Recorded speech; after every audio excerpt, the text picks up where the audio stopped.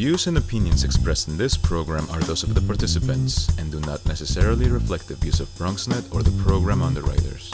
Hello everyone, welcome to Open BxRx Remote, brought to you from my living workspace, Child B Executive Suite. I'm Rhina Valentin, your host of Café con Leche every Friday. Here's what's coming up in today's show. Leading things off, we'll hear about the Asian American Arts Alliance and the different ways the organization has been supporting the Asian community amid the pandemic. We'll even learn about the different actions they've put in place to stop AAPI hate. And after that, we'll find out about what's in store for the annual Red Carpet for Social Justice event, celebrating and honoring women on the front line and essential workers who have worked to keep us safe.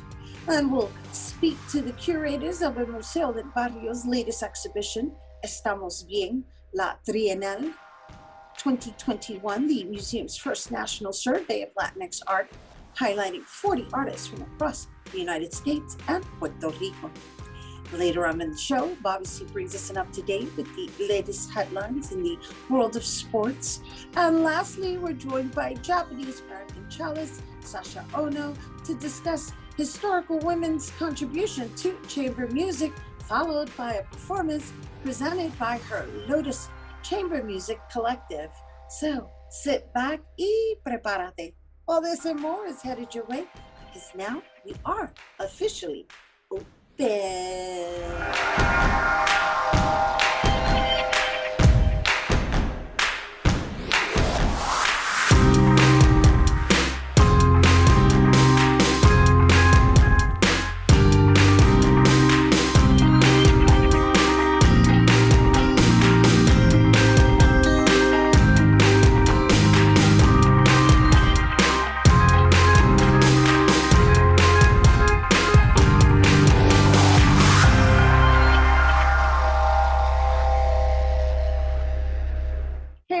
Welcome to Open. I'm Rhina Valentin, your host of Café con Leche for the next hour. Encouraging you to get social with us online, that is. Tweet us and follow us on Instagram at BronxNet TV and like us on Facebook at Open BronxNet Television. And of course, you can always find me too on Twitter, FB, Instagram, Insta Stories, and LinkedIn at Rhina Valentin. So, since the beginning of the pandemic, there's been a rise on crime against Asian Americans, and they've been attacked, discriminated against, pretty much leading up to these most recent fatalities. And now more than ever, the Asian community needs all of our support. And our first guest is the executive director of the Asian American Arts Alliance, a non-for-profit organization dedicated to supporting and strengthening the Asian American artists and cultural groups in New York City. Joining us to tell us about the organization, along with different actions to stop Asian American Pacific Islander hate. Please welcome Executive Director Lisa J. Gold. Hi and welcome. Hi, Rhina. Thanks so much for having me. It's a pleasure to be with you this morning. Well, thank you for making the time. And I'm sure it's been a very busy week or couple of weeks for you.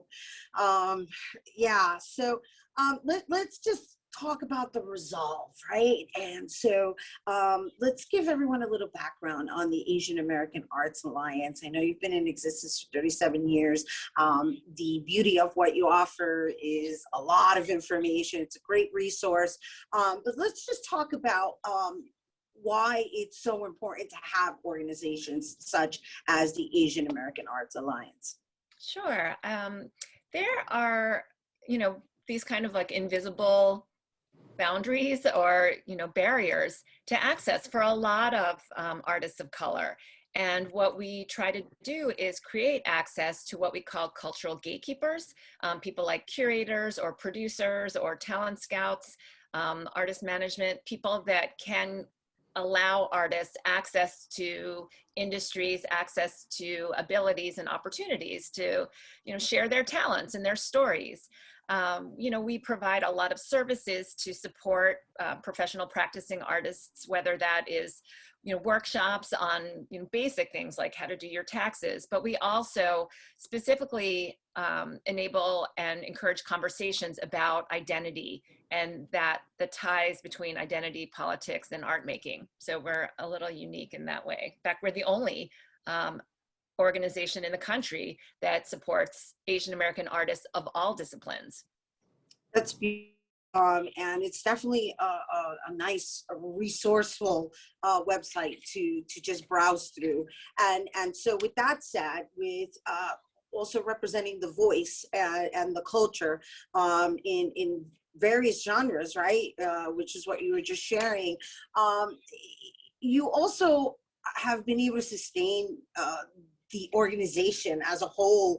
I mean, amid a pandemic, I've worked with a lot of organizations such as yours. I mean, obviously not the Asian American Arts Alliance. However, I can only imagine what it's been for you this past year, and how have you been able to service the artists in this past year?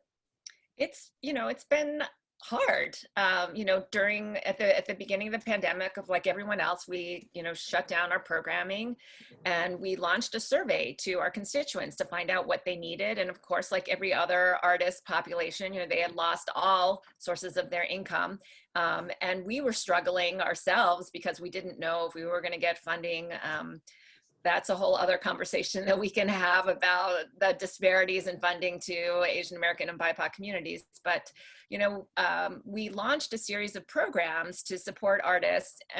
You know, in the spring, we did a series of story circles, which allowed people to come together in a safe space. We did a panel on steps you can take to protect yourself and resources against anti-Asian violence. Sadly, that's still relevant. And we launched a virtual residency program. The demand for that was so high because artists were feeling so isolated and not getting the critical feedback that they needed. And so we launched 2 cohorts of that, and it's yielded just some beautiful relationships and support systems and networks for artists. I'm so pleased with how that's come about.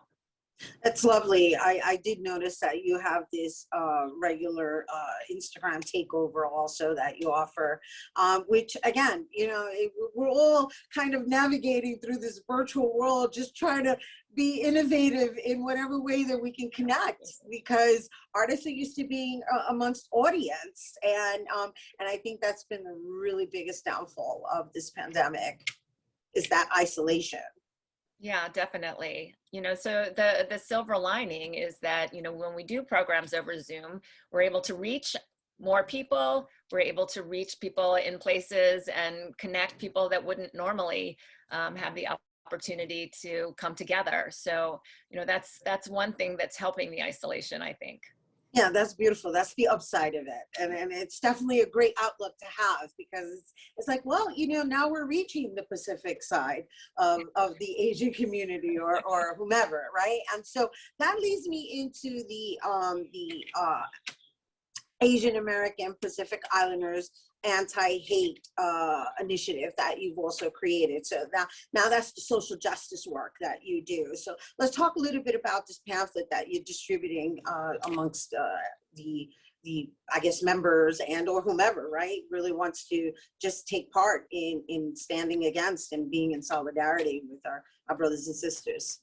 Yeah, I think, you know, a lot of people feel helpless, both within the community and people that want to support the community. They're like, I'm not Asian American, I don't know what to do. But, you know, just like the Black Lives Matter movement, over the, you know, artists and people have been taking part in that, stepping in, stepping up, showing support. So we created a quick PDF. It's on our website, and it's also, you know, something we can send out, but it's just, you know, 10 steps, easy steps you can take. And, you know, it ranges from following organizations, community organizations that are doing the work, amplifying their message, educating yourself. You know, there is a long, long history of anti-Asian discrimination in this country. PBS did a beautiful series, a docu-series called Asian Americans, which is available for viewing and provides a lot of information that none of us, or very few of us, were taught in school. You know, sadly, I think a lot of it stems from education. And so just educating yourself is the first step that people can take. So I recommend checking out the Smithsonian APA Center, checking out the docu-series. And there's just so many great journalists and articles that are talking about the history of Asian Americans in this country. I'm making note because it just all rings a bell in just focusing on the upside, as we started earlier, to what this pandemic has done. Obviously, we've all endured like a lot of morbid and just unbelievably surreal like death and tragedy and I mean we can go on with the negative descriptions. However, the one thing I noticed that it's brought in, and this is in speaking as a person of color, is that there's this light that's been shed on the lack of education that is being presented to everyone that has their ancestry that they carry with them. And so it becomes a question of like, well, you know, how does that get implemented into the school system? Yeah. Because, right? Exactly. You know, and we need to demand it. And, you know, part of that is having, you know, it starts at the top. It starts with having an API or liaison with the White House and having, you know, people in power that can advocate for the community. So whether it's the Department of Education or the Department of Transportation, talking about the building of the railroads and the Chinese immigrant, you know, contributions to that. So I think it comes from the top, but also parents and people, we need to use our voice. We need to hold our public officials accountable and ask them, what are you doing to support this? And, you know, politicians they love being tweeted at, they love to follow Twitter. So, you know, tweet at them, ask them, what are you doing? How are you ensuring that our voices are heard and our stories are told? All right, exactly. And so before we go, this is our last, what would you like people to leave with? I mean, obviously we've already sent them to the Asian American Arts Alliance website to obtain the pamphlet or the PDF file that you created that is in solidarity of anti-Asian hate. And we just informed them, you know, tweet at your elected officials. Is there anything else that we didn't discuss in just steering our viewers into being a contribution?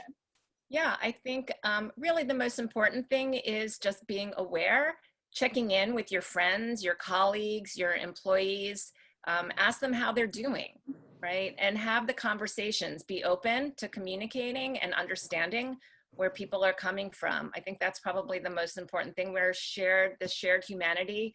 We're accountable to each other. We need to support each other. So, you know, I would love people just to take one action today, to pledge to take one action, however they feel comfortable in support of the community.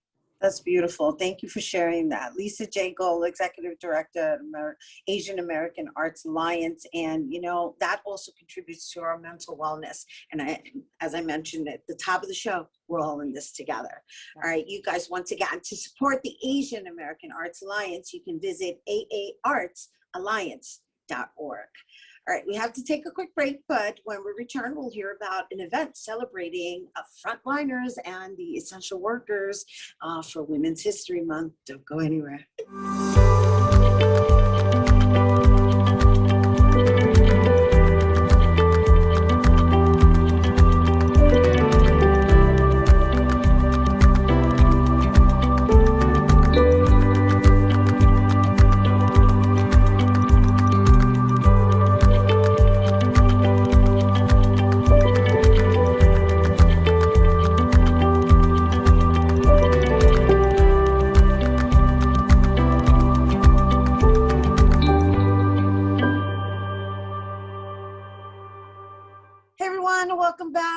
So every year, women from the New York City area unions, social justice, and community organizations gather together for International Women's Month and the red carpet for social justice.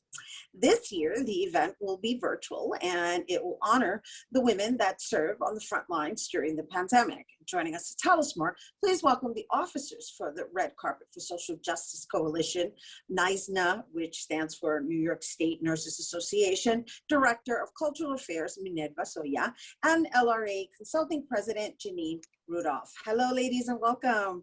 Hi, thank you. Thank you for being here with us. And I'm so excited to share with our viewers that there's going to be a red carpet for social justice this year.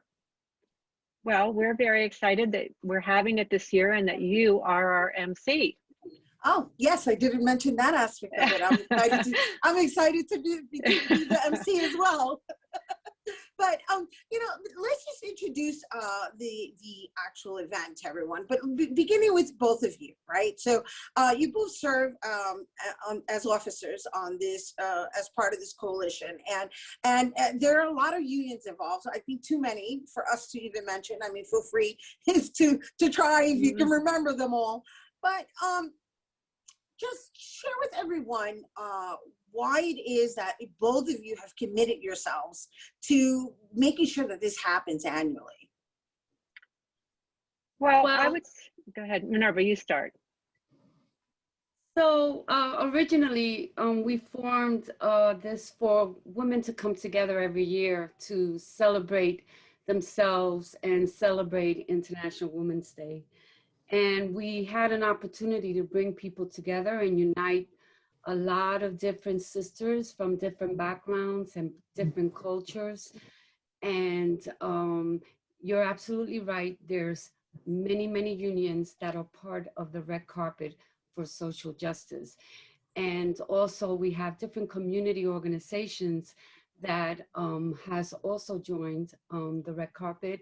And just recently we had a couple of power people, elected officials also join the red carpet. And so Janine, that leads me into you. I guess you can take us through a little trip on your involvement and where we are now. It originally started as an 1199 event, probably about 2 decades ago. And then I think it was in 2015, Minerva, after she retired from 1199 as the vice president in the organizing department and went over to NYSNA, she decided that the red carpet itself should be more inclusive. And she invited NYSNA, and then we decided, she and I started working on this together probably about 10 years ago. When I was 1199 was a client of mine, and I met Minerva in the late 1990s when she was organizing the Mid-Hudson Valley. She was organizing hospitals and nursing homes there. And I was working as a consultant to the union doing research and communication support for the organizing department. And we worked together a lot, but then we developed a friendship and we started doing this red carpet, which is like strictly a non-business thing. It's a volunteer thing. And so after 2015, when she left 1199, we started inviting other unions, and we're at the point now where we have over 30 organizations in the last 5 years that we've pulled together, and many unions, many community groups, many social justice organizations, and it's become a really nice group of people that meet monthly, and we just celebrate each other and have developed a really nice relationship and a nice way to kind of bring our sisters, and we're always thinking of how to expand it. It's so beautiful and so colorful and so honorable, you know. I mean, obviously the event celebrates the International Women's Month, but it's also celebrating the International Women of New York.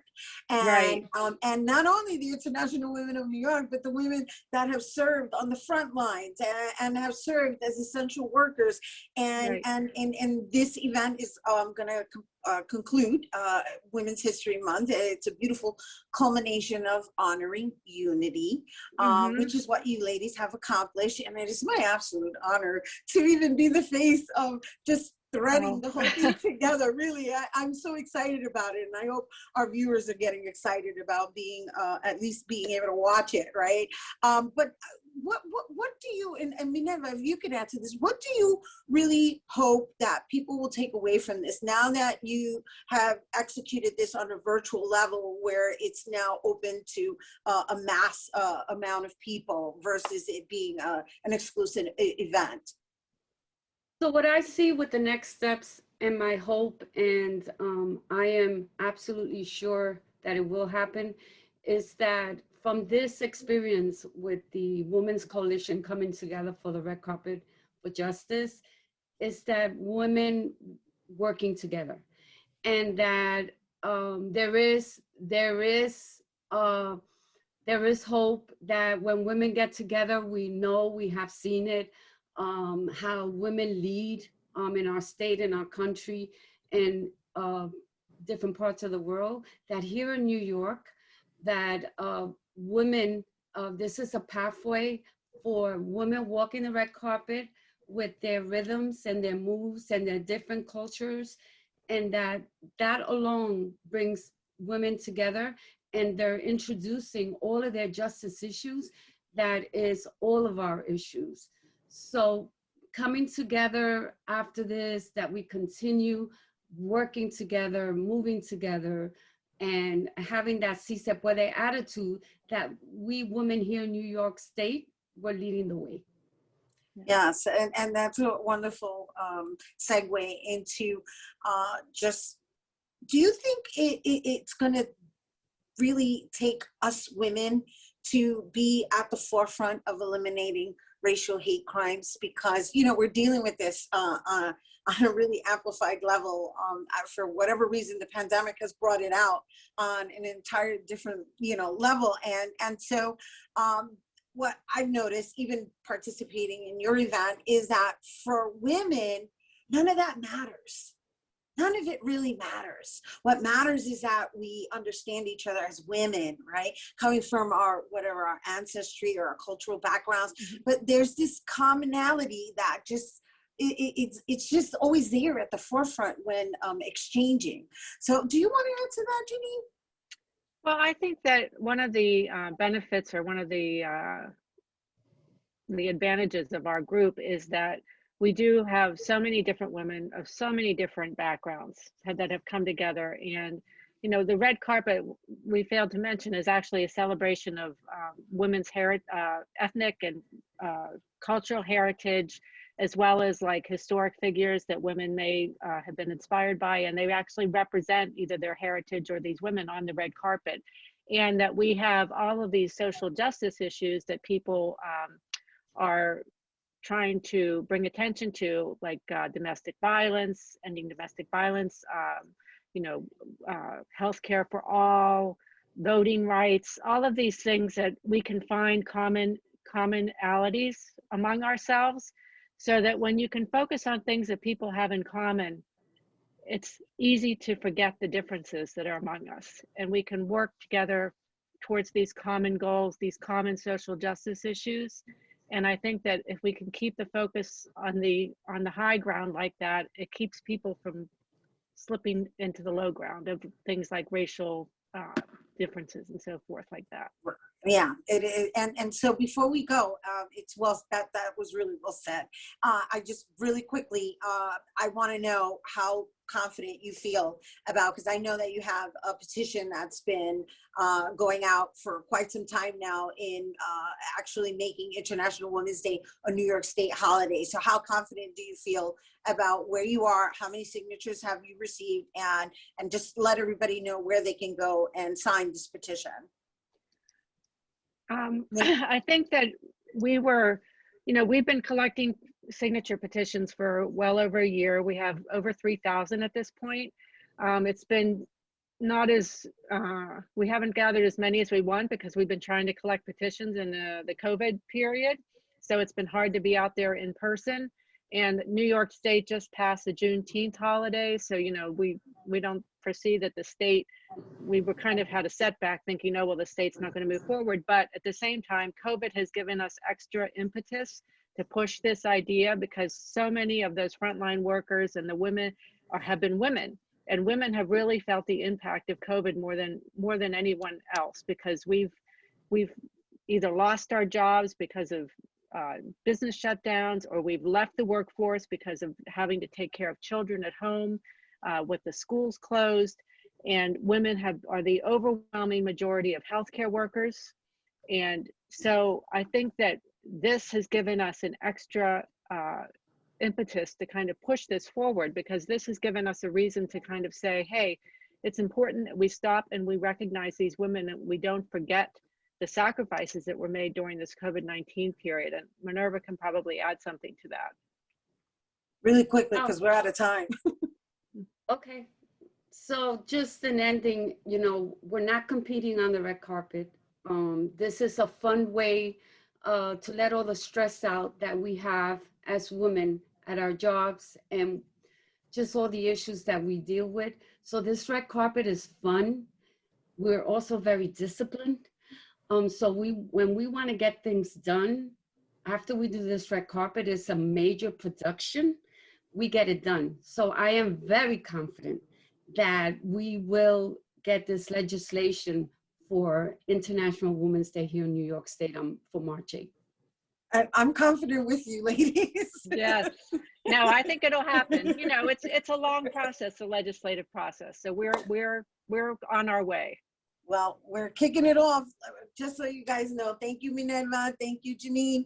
At the 2021 virtual red carpet for social justice that's taking place on Wednesday, March 31st at 6 p.m. on M&M Culture Channel, FiOS 36, RCN 85, Spectrum 1993, and BX Arts Channel Optimum 68. And it's also on Brick, but you can also watch it on social media on FB at Red Carpet Coalition. All right, don't go anywhere. We've got more arts when we return.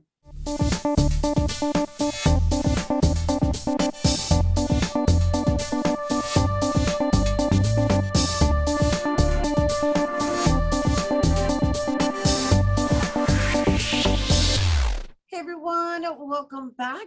So, El Museo del Barrio recently opened its latest exhibition, Estamos Bien, la Trienal 2021, the museum's first large-scale national survey of Latinx art featuring 40 artists from across the United States and Puerto Rico.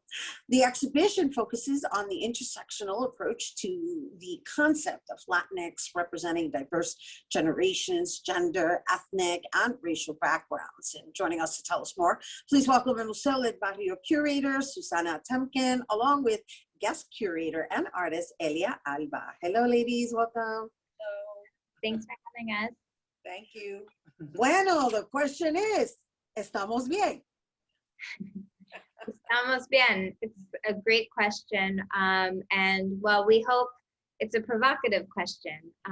One of the reasons we wanted to name the show Estamos Bien is because we were really, you know, thinking about where we were at in 2020, 2021, which is really when the show came together. And obviously last year, everything changed. We had already been working on the exhibition for over a year, and we started to question Estamos Bien, how is the Latinx art community, the community at large doing? And I should add that the title actually comes from the title of a work by one of the artists in the exhibition named Candida Alvarez, who created a painting called Estoy Bien, made after Hurricane Maria. And it was sort of her reaction to how people would ask her how she was doing, and she would just say Estoy Bien without thinking.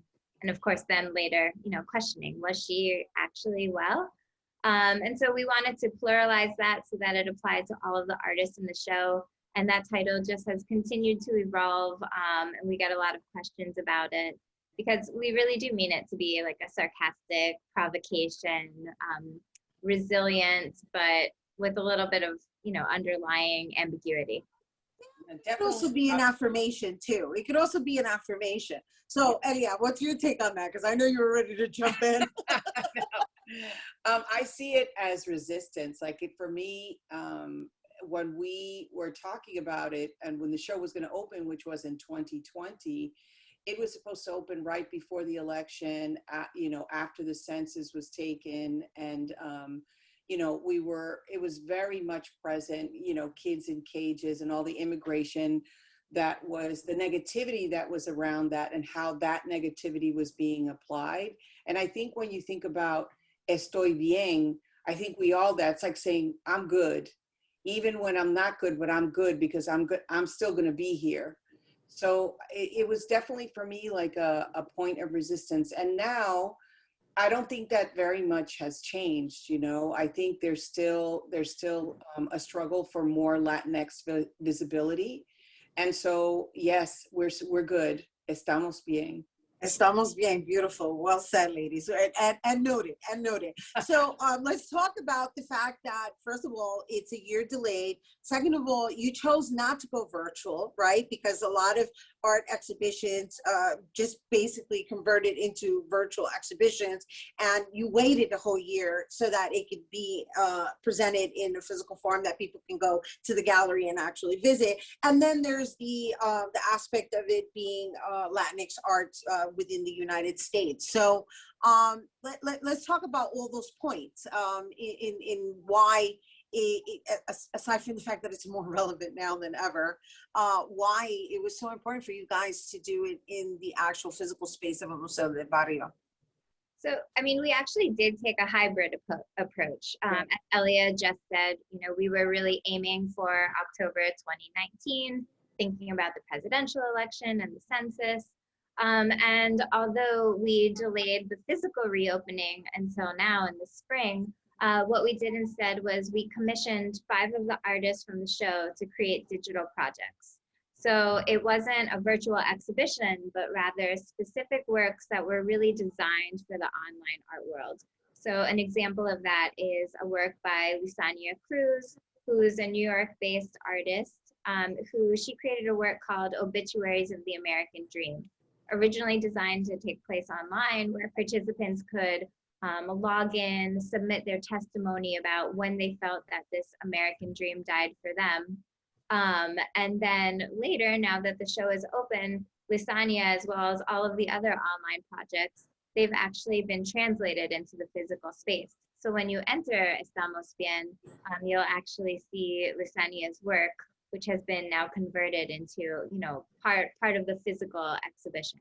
So we really, I think we wanted to hold on to that, hold on to the momentum that we were thinking about last year. And yet we really felt strongly that like we had to have an exhibition in person to be able to showcase these amazing artists.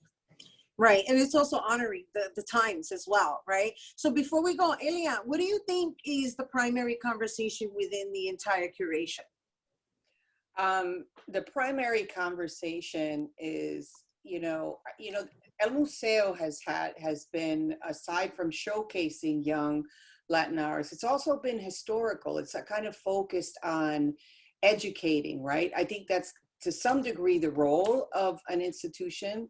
And so I think with this exhibition, there's definitely that going on too, showing or hoping people see the breadth of how, the vast breadth of how Latinx art is in this country, and also moving it beyond the regional. So it's not just New York, it's not just LA, just having these big conversation, you know, which shows differences but highlights similarities as well. And I think it's just important because I think in the last 3 or 4 years there has been an interest, I think a rise in an interest, partly because of the immigrant situation, but also because the population is growing.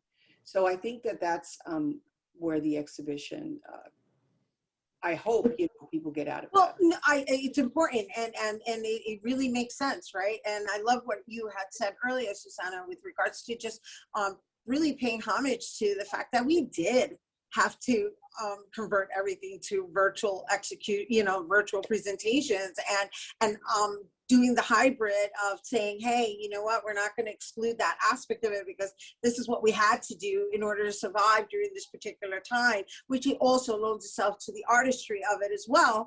And then there's the reality of they're us being able to connect a lot more expansively because of the fact that we were virtual, right? So there's that finding the similarities in our differences, which happens to be my tagline. It's one of the things I say to everyone and anyone who will listen, and understanding that, you know, we're humans first. And so these voices that you're amplifying right now, they're being told, of course, with color and through this experience. But at the end of the day, it's here, local, accessible within New York City.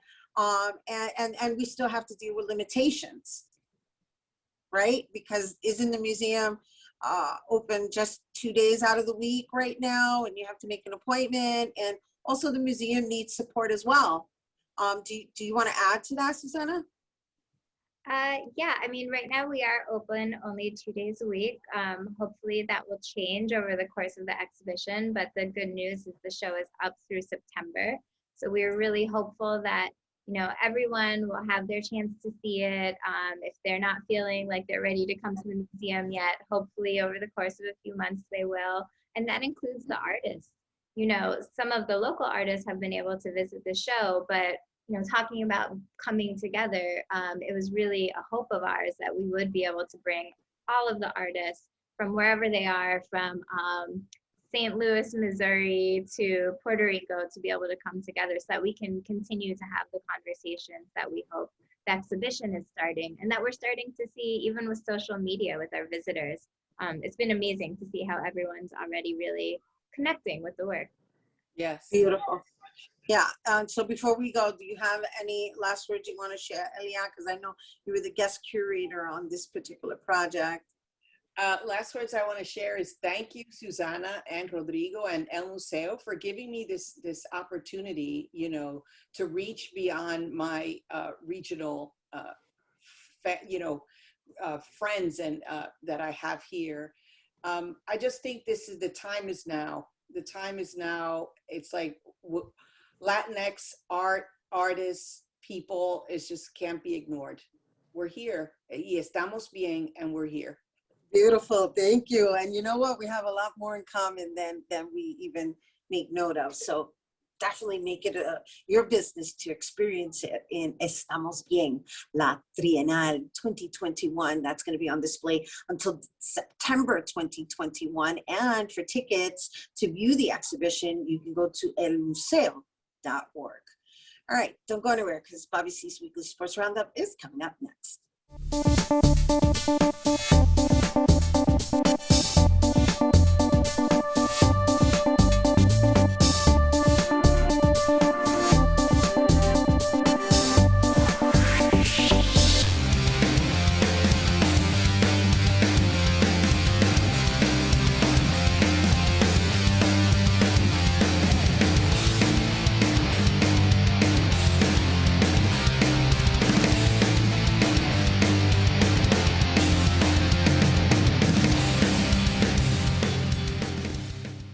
We begin our look at sports with March Madness. Last week on the show, we talked Syracuse basketball and collectibles with alum Brandon Steiner. We must be good luck here at BronxNet. The Cuse is Sweet 16 bound and will play number 2 Houston Saturday night. Syracuse is the 11th seed. What a tourney it has been for them so far.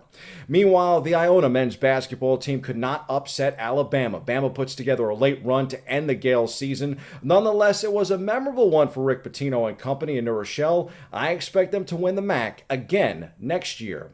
Also of note, the Fordham women fell in the WNIT, and the men's basketball program at Rose Hill in the Bronx is reportedly getting closer to naming their new head coach. The Rams are also gearing up for their first football game of the season this weekend. Imagine that. Football that actually counts in the month of March. On another positive note locally, high school sports is returning in the Bronx and New York City. The PSAL, the public schools, announce a plan. The games will be back in 2 weeks. That's so great to hear. Speaking of being back, how about Blake Griffin in Brooklyn? The former All-Star hasn't dunked in 2 years, or should I say hadn't dunked in 2 years. Now a member of the Nets, he found his old form. We asked him about it. I knew, once it happened, it was going to be a thing. And so I tried not to look at the bench when I was coming back down, but then I kind of peeked over and I saw DeAndre all the way out on the side, and I saw everybody standing up. So, it's hard not to smile in that situation, but, felt good to just get that out of the way and, move on. Here's head coach Steve Nash on Blake's return. I thought Blake was great. If I look, I don't think he stuffed the stat sheet, but just his experience, intelligence, made winning plays. In 15 minutes, he was a plus 12. So I thought Blake was great, and you can see how he can help us. Meantime, the Knicks got back to 500 Tuesday night in a win over Washington. Final score, 131-113. What a drumming by the Knicks. On the baseball diamond, next week will be opening day in the BX, Thursday, April 1st. Down in spring training, Aaron Judge says the Pinstripers have plenty of depth on the roster to chase a World Series crown in 2021. The depth we have on this team, up and down through our rotation, our relievers, even our lineup. We got 5 or 6 outfielders, quite a few infielders, all guys that, should be, caliber of, starting somewhere, starting on this team, starting, on 29 other teams. And, that's what you want. And Mets camp new star Francisco Lindor hit 4 homers in 5 games. The standout shortstop is all his teammates could talk about. It's obviously great to see Francisco in the lineup, force from both sides of the plate. And the way that he's fit in here has been, so quickly has been pretty remarkable. So, we like the team we have right now, and we think we're going to be pretty good this year. So, I think it's easy to look at the future and say, we could have a lot of fun. Staff ace Jacob deGrom will toe the rubber next Thursday night against Washington. He squares off against Mad Max on opening day. I enjoy going out there and competing against Max. Those are normally fun games, and we both love competing. So go out there and try to leave it all out on the field, and whoever had the better day is probably going to win that game. Looking ahead at the upcoming baseball schedule, the Yankees and Mets will play on 9/11 this year. That's the 20th anniversary of the tragic events of that day right here in New York City. We caught up with former Mets star and Hall of Famer Mike Piazza on what all that means. You may remember Mike hitting that big home run for the Amazons in the first game back in 2001. I'm sure it's going to be an emotional night, and we haven't finalized all the plans yet, but yes, I look forward to being there and reconnecting with a lot of characters and individuals that obviously went through that week. So it's tough. It's going to be very difficult, of course, recounting all those memories, but ultimately that's I'm sure what they would want is the celebration of life instead of the sadness. In football news, the Giants and Jets have been active in free agency. Big Blue has stolen some of the headlines recently, though, most notably the additions of star wide receiver Kenny Golladay and a corner, Adoree Jackson. Here's more in our Giants report. We haven't even stepped on the practice field yet. I know one thing for sure. I'm going to go out there and do, all I can to help this offense go. Whenever they need me, I'm going to be out there to pretty much make a play. As long as you stand mentally sharp and making sure you're on top of everything, you got to have your mind and your spirit all aligned. If those two are aligned, then it's easy for you to go out there and the physical aspects will follow. So for me, I'm just doing what I've been doing and staying the course. I always, Nipsey Hussle talk about it's a marathon and not a sprint. And for me, just staying on this marathon that I've been through, I experienced the highs and the lows. Time for some quick hitters from around the world of sports. Formula One and MotoGP are back this weekend. F1 is in Bahrain and MotoGP gets started in Qatar. Motorsports about to kick into high gear stateside. IndyCar will be underway shortly in April, and the NASCAR Cup Series is at Bristol this weekend. Moto America and the best of North American motorcycles also starts in the month of April. My story of the week goes to a local standout making national headlines. The son of former Yankees and Mets left-hander Al Leiter. Jack Leiter improved his draft stock on Saturday by throwing a no-hitter in Vanderbilt's 5-0 win over South Carolina. Leiter is a New Jersey native who played high school ball in Morristown. The right-hander struck out 16 and retired the final 27 batters in order after issuing a leadoff walk in the first inning of that game, just missing the perfect game. He threw 124 pitches, 81 for strikes. He's a leading contender to be the #1 overall pick in July. This will be Leiter's second turn in the draft. The Yankees selected him in the 20th round of the 2019 MLB draft, even though he was set on attending Vandy. The Pittsburgh Pirates will get their first chance to call Leiter's name this time. Maybe the Yankees can reunite with him in 6 or 7 years like they did with Garrett Cole. Congrats to Jack and the Leiter family. We hit the C-list for a tribute to one of the NBA's best all time.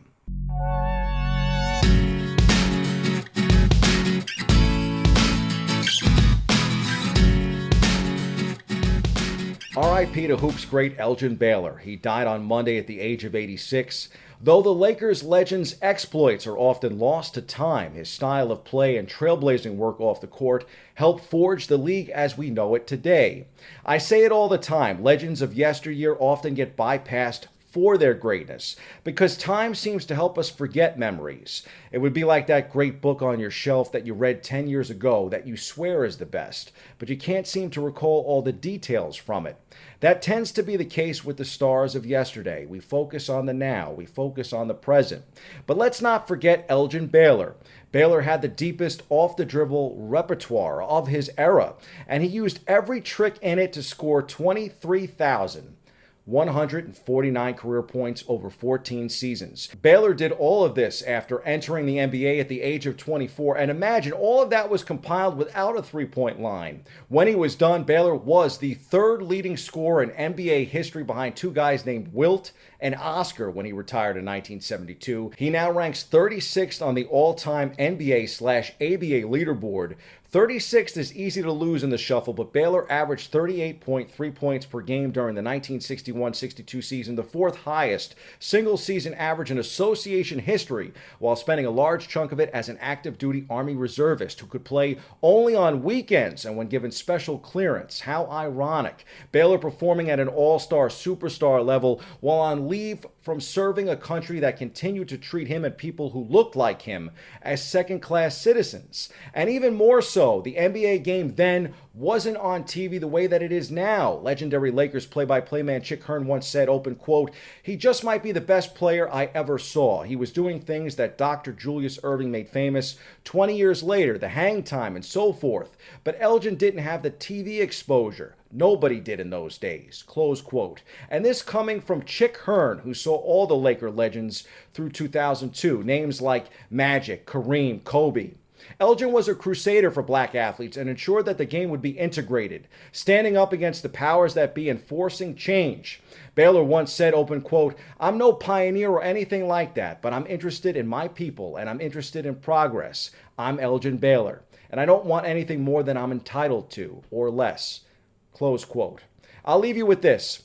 Baylor is one of just 10 players ever with at least 10 All-NBA first-team appearances. Only LeBron James, Bryant, and Karl Malone have more. Nearly 50 years after his retirement, his career scoring average of 27.4 points per game still ranks third all-time, behind only Wilt Chamberlain and Michael Jordan. He still ranks 11th in rebounds per game, too. How could we ever forget that? That's your sports. I'm Bobby C.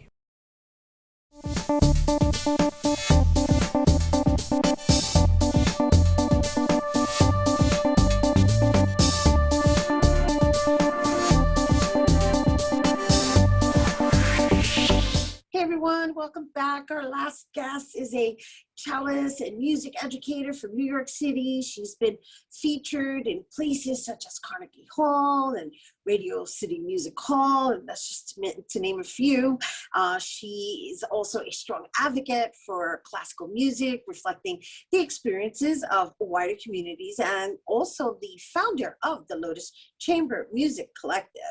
Here to share more about her experience as a musician, educator, and Asian American during the pandemic, please welcome Sasha Ono. Hello, welcome. Hi, thanks for having me today. Oh, thanks for being here with us, sister. We are standing in solidarity with our brothers and sisters as people of color, you know, just making it our business to make sure that our contributions to this society are recognized. And what a lovely, I guess, path you've chosen in allowing string music, right? Well, chamber music, or just that atmospheric music to be part of your messaging in just even as an educator. So let's just talk a little bit about how and what inspired you to choose that path.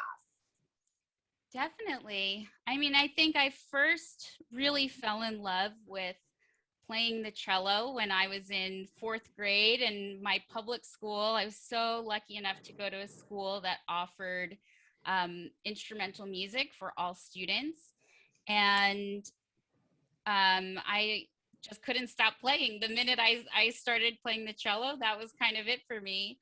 And then just living as a person of color in predominantly white spaces, where I went to public school or where I went to college, I started to learn more and more about my identity and my heritage and my history. And I became so passionate about speaking up for learning about the experiences of people of color, specifically in my field. Right. And yeah, and through that, I learned so much about these brilliant women, these brilliant people of color who were writing music and have been writing music, making music for so long, and who just weren't performed or recognized for their incredible talent. So that's how I got here today. Right. No, and it's lovely. I know you founded the Lotus Chamber Music Collective. I know before we were on air, you were sharing your just your take on the history that is taught and how there's a lot of exclusion that is done amongst people of color as well as women. Obviously, we're celebrating Women's History Month. I love that your Lotus Chamber Music Collective, it consists of a multicultural group. But most importantly, it's just, I think the primary conversation has been and continues to be about our history not being included in the American history and in our development, being born and raised in America. Definitely. And going through music school, we never learned about women composers or people of color composers or performers. And I was honestly quite surprised to find out about so many people who contributed so much to American music, American history, and classical music history, who, you know, I didn't find out about until I was in my mid-20s. And yeah. And that was through your own research is what I'm getting. That was through your own interests versus it being accessible and just part of your development. And so as an educator, I'm assuming you're making it part of you make it part of your curriculum. Definitely. I think as educators, a lot of what you give to your teaching are things that you wish you had learned when you were in school and experiences you wish you had when you're in school. And I feel so lucky to be able to provide that for my students. And so with the Lotus Chamber Music Collective, you founded your own chamber music collective. And so obviously that was with reason. What I guess drove you to also create that? So I really, really wanted to play chamber music, and it seemed like everywhere I went, we were kind of playing the same music, and it was great music, but we were just kind of tired of playing music by dead white guys, basically. And so I wanted to create a space in which we could really uplift and really choose the programming ourselves and empower ourselves to speak up and create community around classical music, and that it could be for anybody and everybody and truly reflect the experiences and voices of the diverse people that exist and contribute so much to our society.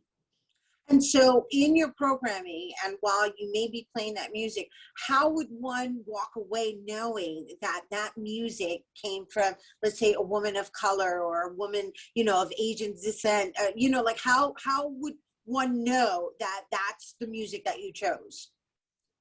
So in our concerts, they're not, I guess, what you would call your typical classical music concert. We talk through the whole concert about the composer's experiences, about their lives, what they were going through while they were writing the music, and how that relates to each of our own unique identities and our own unique experiences in the world. So through our performances, we really hope to spark discussions and spark questions with our audiences.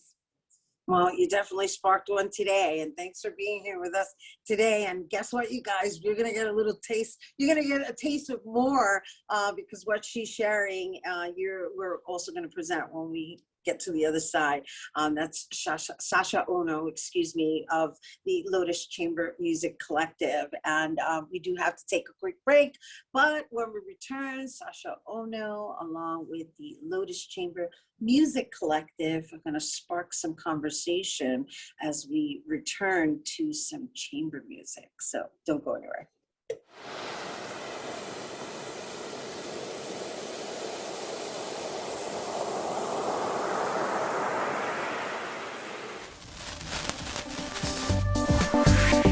Hey everyone, welcome back. Here now to perform for us, please welcome the Lotus Chamber Music Collective.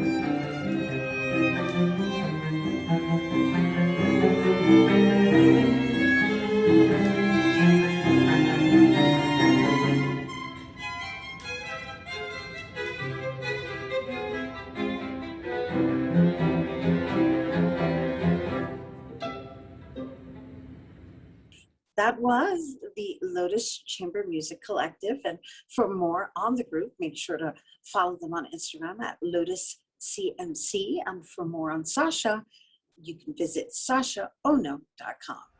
That is our show today, mi gente. Thanks to our guests for coming through, and to you, our viewers, for tuning in. If you missed any part of the show, you can check out the Cablecast tonight and 24 hours a day at bronxnet.tv. I'm Rhina Valentin, and from all of us here at Open, may the universe provide peace, prosperity, y amor, I leave you with love thy neighbor, and of course, happy Women's History Month.